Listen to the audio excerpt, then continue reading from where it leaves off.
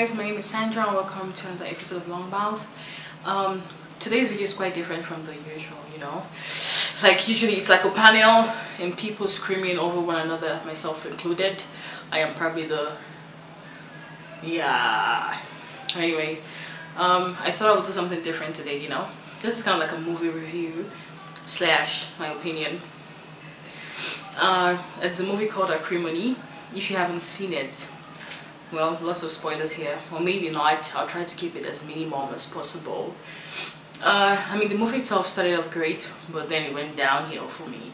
Not the storyline, but the movie itself. I feel like, excuse me, when I started watching it, it was great. It was like, oh, okay, wow, this is a Tyler Perry's movie, okay. Then halfway through the movie, I started, I could really tell it was a Tyler Perry's movie. Not in a bad way, but just in a okay kind of way. Not the storyline, the movie itself. Okay. Well, there have been lots of reviews on this movie, and people have said what and what not about it. But here is my take. I feel like the both people involved were sort of like victims of circumstance. Growing up, they had we don't really know their life history like that, so we can't really tell what happened to them exactly, aside from the man when he was a young man. He mentioned something about losing his mom, his parents, and he grew up with his dad was in prison. He grew up with his grandmom and whatnot. But I feel like they were both victims of circumstances, and they were quite young. They got married, which I felt like was the beginning of the mistake, I would say. And a lot of people said that the man was selfish. I don't think he was selfish. He was just being himself at that moment. He was being, I guess, being the best version of himself he thought he could be. That was when he was younger, right? And he got into this relationship with this young girl who seems to have had quite a lot in her bank account.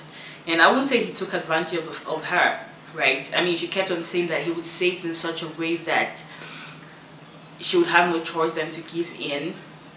And he wasn't even requesting, she would just do it out of maybe obligation or the way he said it.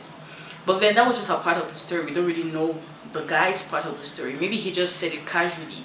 Like, for instance, you could be with a friend and you'd be like, oh, honestly, I feel I need a new phone. You can just be putting it out there, but the other person might have interpreted it like, oh, okay, she's kind of trying to ask me to buy her a phone or lend her some money, you see.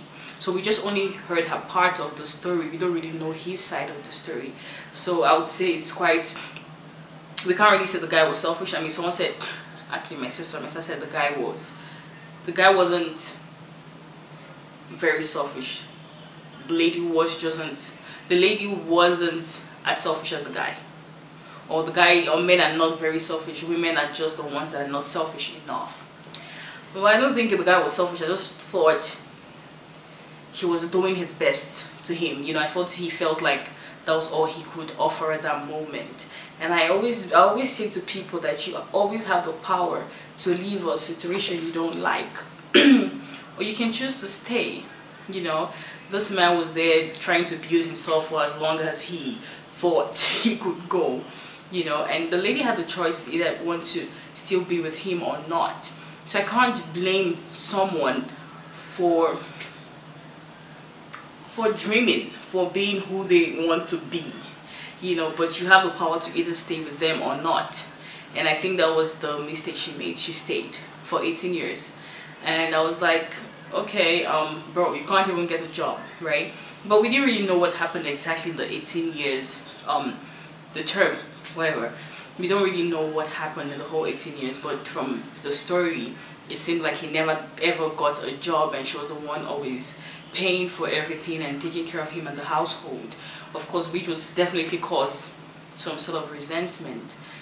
And later on, fortunately for him, his business finally succeeded and he became like this millionaire. But then by then he had already gotten a divorce, and now actually the lady was the one that asked for a divorce because she was tired of the marriage. Fortunately for him, his business blossomed and everything was great. Then she gets upset because he moved on with his life. He found someone else, and now she's like, wait, what? After 18 years of me being with you, you find someone else, and all the dreams you sold to me, this lady is the one that gets to enjoy it. Unfortunately, those were his dreams, you know. Those were his dreams for his partner. I don't think the dreams were necessarily for her. It was just what he thought he would do for the person he loved at that given time. Unfortunately, she wasn't the one there. And you know, like, okay, so just a mess at the end. Like, the whole story just became a mess, messy. But I just really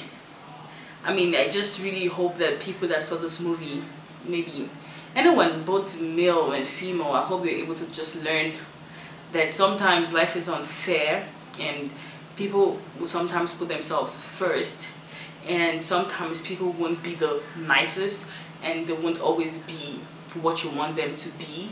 So it's always up to you to opt out of the relationship or stay, which I feel like it's a lot of mistake people make.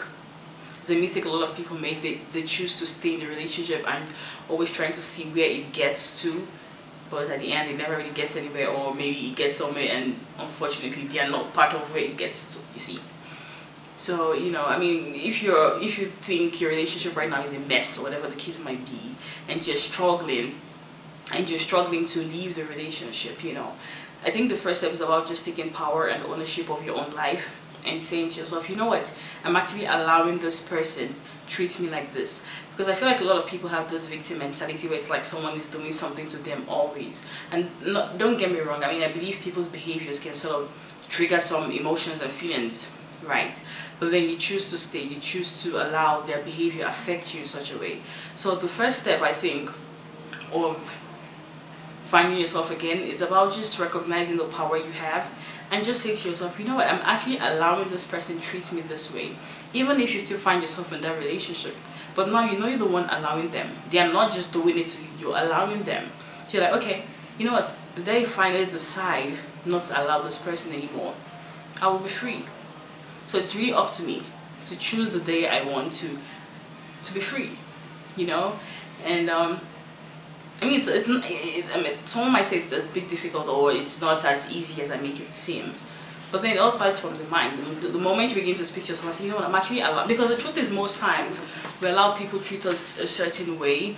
We allow people speak to us a certain way. We allow ourselves stay longer in a relationship that isn't the best for us. And it doesn't mean that the other person is a bad person. Sometimes some people are just in a very toxic place in their lives, and they're just also human beings and looking for companionship. You know, because they're toxic doesn't mean they won't try to find companionship, but then it's up to you to choose to be the person that will give them that companionship or not. And don't do the whole thing about try and fix the person, because truly you can't fix a person, you know. It's not like a broken what. You can't fix someone, you know. They have to choose and make the conscious decision to be a better person. But maybe in the movie the case was different because they were married, but just for like 18 years. I don't know, honestly, I do not know. But then again, we don't really know what went on in the 18 years of the relationship, you know. We don't really know for sure. But now I'm just generalizing. Hopefully my case or your case won't be that long if we ever find ourselves in such a position, which I strongly doubt. But then I just really want people to know that they have the power over their lives and over their life and over their circumstances and situations. Even if I mentioned that at first I felt like they were both victims of circumstances, but then I feel like you always have the choice. Once again, you always have the choice. Sometimes it might be, you know, you might be between a rock and a hard place, but then there is always a choice. You know, you can choose to stay, you can choose to leave, you can choose to grow, or you can choose to remain where you are. But you know, the you know, as I say, the most constant thing, or the one constant thing in life is change. You know, even if you're choosing not to change, you are going to change regardless. But then you want to always know which direction your growth or your change is going towards, you know. So yeah, that's just really my take on the movie. But it's a nice movie. If you haven't seen it, I would suggest you see it. Sorry if I gave out a lot. I tried to just, but then I couldn't really explain it without telling you guys what kind of happened. So Yeah, but anyway, I hope you guys enjoyed this video, and don't forget to like, subscribe, and share. And if you get mouth, use that. Bye.